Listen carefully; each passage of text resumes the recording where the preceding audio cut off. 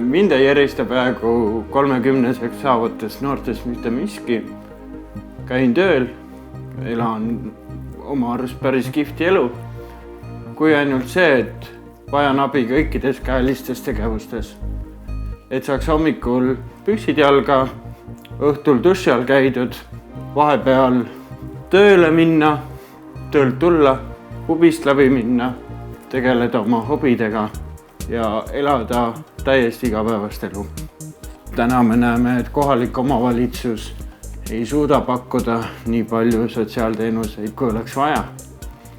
Ja seda enam muutub tähtsamaks see, et inimesed üksteist aitaksid. Ja arvestades seda, et kõik mu sõbrad saavad vanemaks ja hakkavad oma pere looma, et siis tekib alati küsimus, et kuhu mina mahun. Küll aga vasardab mind kuklas mõte, et ühel päeval olen sunnitud oma ema juurde tagasi elama, kolima. See oleks suur samm elus tagasi, nii minu elus kui ka ema elus, sest praegu on saanud ema elada oma iseseisvat elu, samamoodi iseseisvat elu, nii nagu minagi, täitnud oma unistusi, elanud endale. Praeguseks olen kasutanud Helpific umbes 12 korral. Enamus kordi on need, kui olen otsinud endal inimest, kes aitaks hommikul riided selga ja aitaks ukse lukku panna. Olen leidnud ka inimese endal kontserdil käimiseks ja leidsin ka sellise väga pikemaajalise suhte, et pool aastat käisin jõusaalis. Ma usun, et selline rakendus on vajalik, sellepärast et inimesed muutuvad üha aktiivsemaks ja mida aktiivsemaks inimesed muutuvad, siis seda rohkem abi nad vajavad.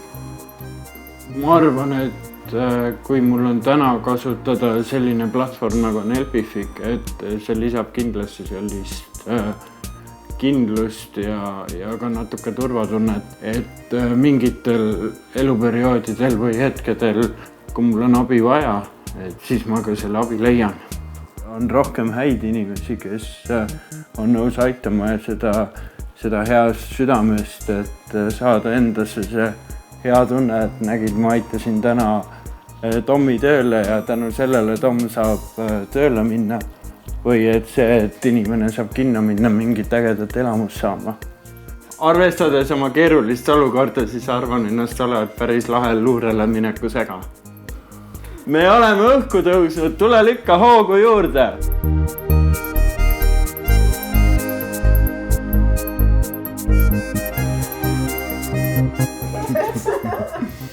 No nii, aga hakkab pihta.